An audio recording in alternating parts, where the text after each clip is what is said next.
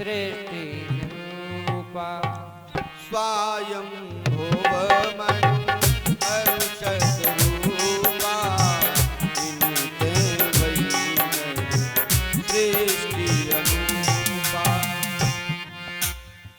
यहीं से मानवीय सृष्टि प्रारंभ हुई। हम लोग मनु की संतान होने के कारण मनुष्य कहे जाते हैं, मानव कहे जाते हैं। अब मनु जी ने विचार किया कि महाराज पृथ्वी तो जलमग्न है, कहीं कुछ है ही नहीं है। कश्यप के बड़े पुत्र ने इस पृथ्वी को पाताल में ले गया है और मलमूत्र का पहरा बना दिया, इससे कोई देवता वहां ना जा सके। जब ब्रह्मा जी से प्रार्थना की तो ब्रह्मा जी को छींक आई। जैसे ही ब्रह्मा को छींक आई, ब्रह्मा की नासिका से एक वाराह प्रकट हुआ है। बोलिए वाराह भगवान की जय हो। भगवान ने आज वाराह के रूप में अवतार लिया है और निशम्मते घृतम स्वाय खेदा यष्णु मायया सासुकरस्या जनस्तपाशत निवासनस्ते त्रिभी पवित्रई मुनयो गृणस्मः। भगवान ने आज सुअर का रूप धारण किया है। सुकर रूप में भगवान आए हैं और चल दिए हैं पृथ्वी को लेने के लिए। देखते देखते वह छोटा सा सुअर का बच्चा बड़ा विशालकाय हो गया महाराज और ब्रह्मा जी को प्रणाम करके चले हैं। जहां रसातल में पाताल में इस हिरण्याक्ष ने सृष्टि को पृथ्वी को छुपा करके रखा था, वहां पहुंचे और पृथ्वी को अपनी डालों पर रख करके ले आए। पृथ्वी को डालों पर रख करके ला रहे थे कि इतने में हिरण्याक्ष घूमने के लिए गया था। रास्ते में नारद जी मिले। नारद जी से कहा कि महाराज अपने दो दो हाथ हो जाए, थोड़ा युद्ध हो जाए। नारद जी ने कहा देखो भाई, हम तो साधु संत महात्मा आदमी और भजन करने वाले हैं। हाँ, यदि तुम लड़ना चाहते हो तो तुम्हारे जोड़ी का युद्ध हम बताते हैं। कहा अभी अभी वो सृष्टि को लेकर के आ रहा है सुअर के रूप में, उससे जाकर के लड़ो। अब तो हिरण्याक्ष पहुंचा और बड़ी गालियां देने लग गया भगवान को। भगवान ने इसकी एक भी बात नहीं सुनी। भगवान ने कहा जब हाथी चलता है तो कई कुत्ते भौंकते हैं। जब हाथी चलता है तो कितने कुत्ते भौंकते हैं, तो सभी को दौड़ करके थोड़ी मारेगा हाथी। और यदि एक बार महाराज हाथी घूम जाए तो कुत्तों का पता नहीं चलता कहां भाग गए। भगवान ने देखा भी नहीं इसकी ओर। पहले जाकर के पृथ्वी को स्थापित किया, पृथ्वी को रखा। वहीं देवताओं ने और ऋषियों ने भगवान की बड़ी सुंदर स्तुति की है। अब तो महाराज फिर ये गाली देने लग गया। बहुत गालियां दी इसने भगवान को। इसने तब भगवान ने कहा अरे ग्राम सिंह, तो ये बड़ा प्रसन्न हो गया क्योंकि संस्कृत तो पढ़ा नहीं था। भगवान ने जब हिरण्याक्ष से ग्राम सिंह कहा तो प्रसन्न हो गया हिरण्याक्ष। हिरण्याक्ष ने कहा लगता है ये मुझसे डर गया, मुझको सिंह कह रहा है। लेकिन संस्कृत में ग्राम सिंह का मतलब होता है गांव के कुत्ते। भगवान ने कहा अरे गांव के कुत्ते। अब तो भगवान का और इसका युद्ध होने लग गया। बड़ा भयानक युद्ध चल रहा है। कभी कभी तो भगवान के हाथ से गदा छूट जाती तो आकाश में जो देवता खड़े वो देख करके भाग जाते कि लगता है भगवान हारेंगे। ऐसा युद्ध कौशल हुआ महाराज। जैसे ही सायंकाल की वेला होने लग गई, देवता घबराए, कहा प्रभु जल्दी से इसका वध कर दो, रात्रि का समय आ रहा है, सायंकाल की वेला हो चुकी है। यदि ये नहीं मारा गया तो रात्रि में असुरों का बल दुगना हो जाता है। आसुरी जो शक्तियां हैं इनका रात्रि में दुगना बल हो जाता है। अब तो भगवान ने एक थप्पड़ मारा इसमें और उसका सर कट के जमीन पर गिर गया। आज भगवान ने इस हिरण्याक्ष का वध कर दिया, पृथ्वी को स्थापित कर दिया। तब सभी ने आकर के भगवान की बड़ी स्तुति की है। जितम जितम ते जित यज्ञ भावन, हे प्रभु आपकी जय हो जय हो। लेकिन देवता जब स्तुति करने आए महाराज तो देवता घबरा करके स्तुति करते हैं। देवताओं ने समझा कि यदि हिरण्याक्ष जीवित हुआ तो हमको छोड़ेगा नहीं, तो ऐसी स्तुति की किसी का नाम नहीं ले रहे हैं। स्तुति में स्तुति तो देवता करते हैं, लेकिन स्तुति में किसी का नाम नहीं लेते हैं। तब भगवान ने विचार किया कि देवताओं को अभी शंका है। तब भगवान ने एक लात मारी हिरण्याक्ष को कि वो लुढ़कता हुआ आगे चला गया। तब देवता समझ गए कि अब ये मर गया है। तब देवताओं ने फिर भगवान की और स्तुति की है। नमस्ते देव देवेशो नमो नमस्ते किल यज्ञ तन्वते स्थितौ गृहीता मल सत्य मूर्तये दृष्ट्या हतोयं जगतामुरुद्वत् स्वत्पाद भक्त्या वयमीश निर्वितः। हे प्रभु, हम देवताओं पर और मनुष्यों पर आपने बड़ी कृपा की। इस पृथ्वी को आपने स्थापित किया, क्योंकि मनुष्यों के रहने के लिए कहीं जगह ही नहीं थी। भगवान प्रसन्न हुए हैं और आशीर्वाद देकर के चले गए। इधर श्री सुखदेव जी महाराज से परीक्षित जी ने प्रश्न किया कि महाराज ये हिरण्याक्ष था कौन, कैसे इसका जन्म हुआ, कृपया कर विस्तार से बताने की कृपा करें। तब श्री सुखदेव जी कहते हैं, हे राजन, ये कश्यप जी का पुत्र था। कहा महाराज कश्यप तो संत हैं, फिर संत की संतान राक्षस कैसे हुई।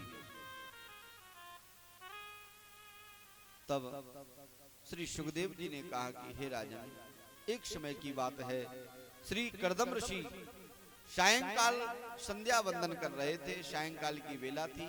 उसी समय दिति आई और दिति ने कहा कि महाराज मैं संतान चाहती हूं। कर्दम ऋषि ने कहा कि देवी ये उचित समय नहीं है, लेकिन कामातुर होकर के बार बार कहने लग गई। तब उसी समय दिति के गर्भधारण हुआ है और श्राप दे दिया कश्यप ने कि देवी तुम्हारे पुत्र तो होंगे, लेकिन 2 पुत्र होंगे और दोनों ही राक्षस होंगे। तब चरणों में गिर गई दिति का, महाराज मुझसे भूल हुई है, क्षमा करें। तब कर्दम ऋषि ने कहा कि देवी, तब इन्होंने कहा कि देवी पुत्र तो होंगे, पर भगवान इनका उद्धार करने के लिए आएंगे। साक्षात नारायण ही तुम्हारे पुत्रों का वध करने के लिए आएंगे। कश्यप की बात सुनकर के दिति बड़ी प्रसन्न हुई और कहा कि हे राजन, ये कोई साधारण नहीं है, ये भगवान के द्वारपाल हैं। दोनों 2 पुत्र हुए दिति के, हिरण्याक्ष और हिरण्यकश्यप, और ये भगवान के द्वारपाल थे। एक बार क्या हुआ, ये जय और विजय नाम के द्वारपाल है भगवान के। एक बार सनक, सनंदन, सनातन, सनत कुमार चारों ऋषि वैकुंठ धाम में पहुंचे। छोटे छोटे बच्चे, 4 वर्ष की अवस्था। द्वारपालों से कहा दरवाजा खोलो, हमको वैकुंठपति से मिलना है। इन्होंने कहा कि जाओ जाओ, तुम बच्चे क्या करोगे वैकुंठ में जाके। बार बार आग्रह करने पर भी जब अंदर नहीं जाने दिया तो चारों ऋषियों ने श्राप दे दिया, अरे मूर्खो, तुम भगवान के दरवाजे पर रहते, तुम यहाँ रहने योग्य नहीं हो, जाओ मैं श्राप देता हूं, तुम राक्षस हो जाओ, और वो भी 3 जन्म तक। 3 जन्म तक तुमको राक्षस योनि प्राप्त हो। अब तो घबरा गए द्वारपाल। भगवान समझ गए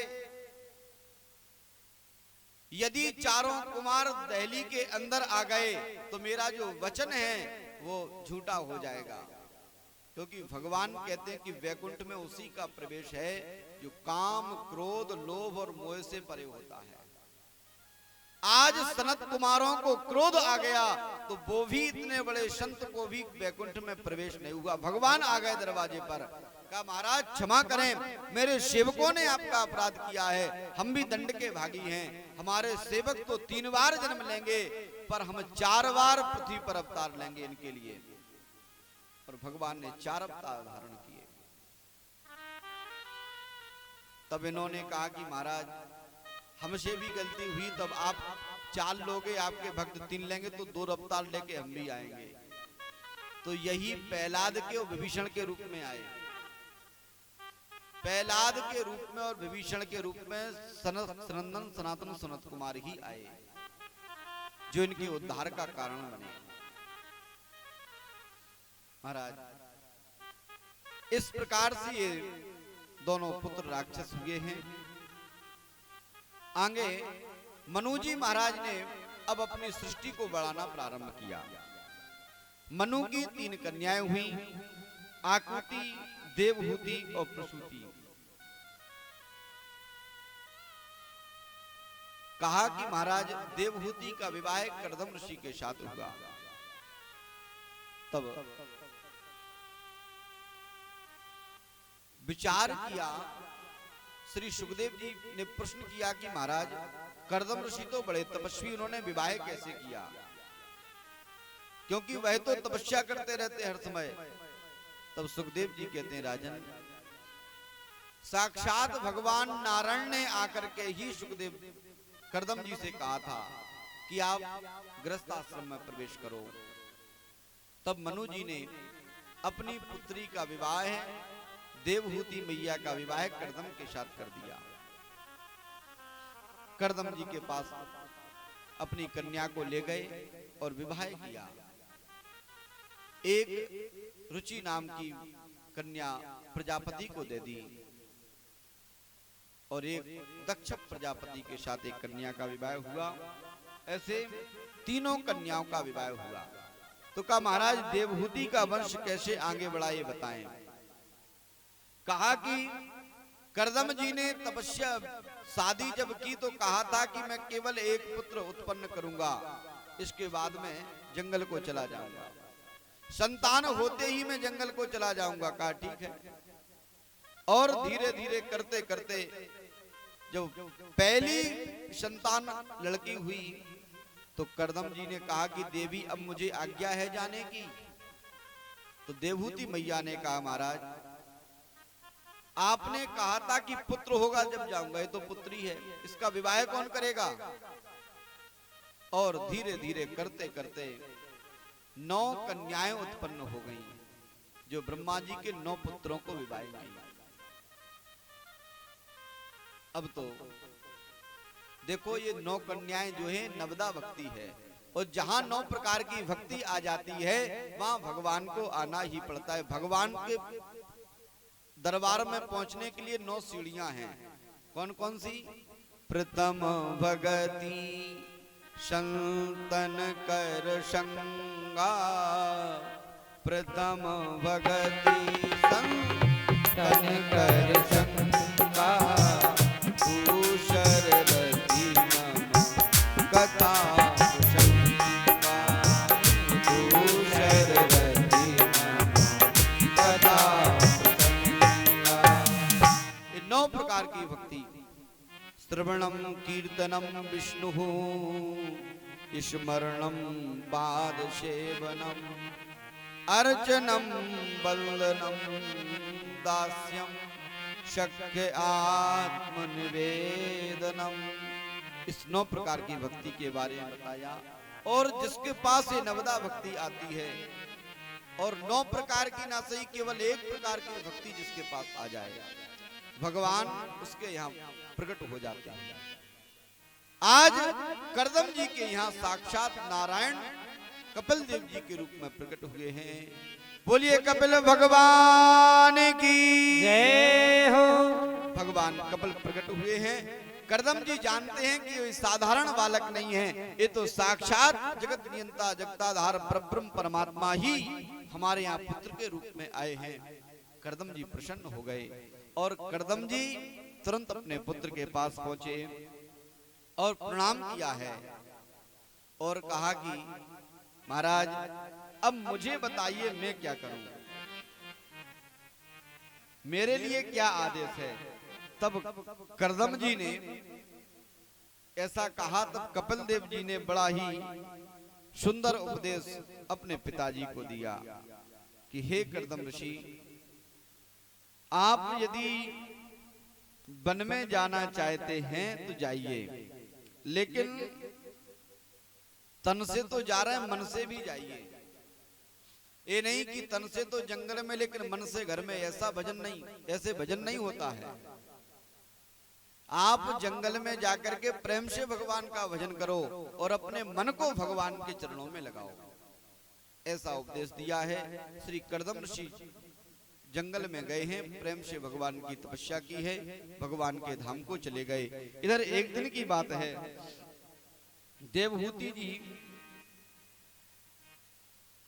देवहूति बहुत दुखी थी, मन नहीं लगता था। तब जाकर के देवहूति ने कपिल जी के चरणों में बैठ करके प्रणाम करके कहा कि हे प्रभु मुझे बताएं, क्योंकि आप मेरे पुत्र बन करके आए हैं। ये मैं जानती हूं आप कोई साधारण नहीं, आप तो ब्रह्म हो। अब मुझे बताओ मेरे मन को शांति कैसे मिले। निर्ण्या निरंतराम भूयन इंद्रियार्षत कर्मणः येन संभाव्य ज्ञानेन प्रपन्नादं तमः प्रभो। हे प्रभु मैं अपनी इंद्रियों को कैसे वश में करूं, यह बतावें। और कहा हम तो आपकी शरण में आए हैं। त्वं पागता हम शरणं शरण्यं स्वभृत संसार धरो कुठारः जिज्ञासयायं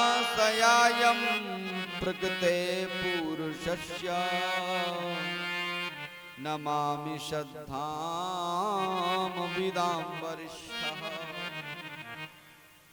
हे प्रभु आज मैं आपको पुत्र मान के नहीं परमात्मा मान करके प्रणाम कर रही हूं, और मुझे बताओ कि मैं इस संसार रूपी भव सागर से उद्धार कैसे हो मेरा।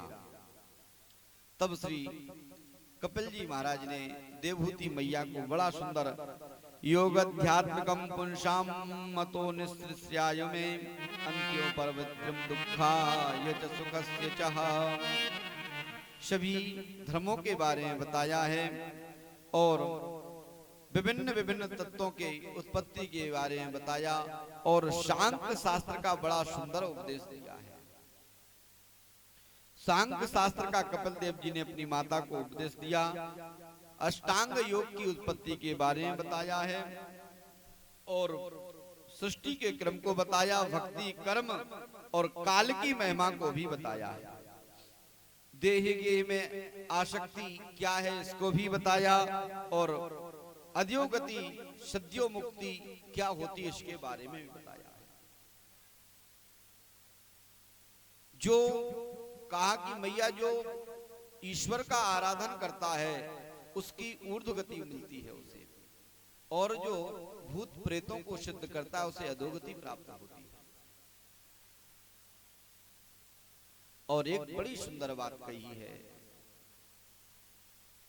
एक बहुत ही सुंदर बात श्री कपिल देव जी ने अपनी माता से कही कि मैया संसार में जो व्यक्ति मंदिर में जाकर के मेरी मूर्ति की तो पूजा करता है और मानवों से संसार के जीवों से द्वेष रखता है, शत्रुता रखता है, ऐसे व्यक्ति की मैं पूजा स्वीकार नहीं करता। ऐसे जीव की मैं कभी पूजा स्वीकार नहीं कर सकता। भगवान ने कहा जिसको मैंने बनाया है उससे तो तुम द्वेष करते हो, और जिसको तुमने बनाया उसकी पूजा करते हो। भगवान ने किसको बनाया? हम आपको। और मूर्ति को किसने बनाया? किसी ने भगवान को देखा, भगवान का रूप कैसा है? भक्त अपने भाव के अनुसार भगवान की मूर्ति बनाता है। भाव की सेवा है, पर संसार के जीवों से भी प्रेम करो, तब तो आपकी भक्ति सही है।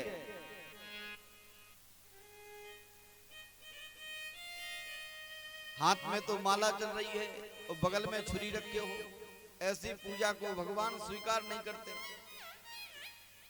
भगवान कहते हैं जो संसार के लोगों से प्रेम से व्यवहार करे। और वेद व्यास जी ने और गोस्वामी तुलसीदास जी ने भी इस बात को कहा है। अष्टादश पुराणेषु व्यासस्य वचनद्वयम् परोपकाराय धर्माय पापाय परपीडनम्।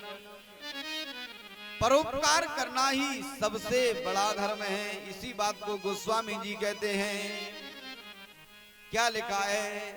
परहित सरस धर्म नहीं भाई पर पीड़ा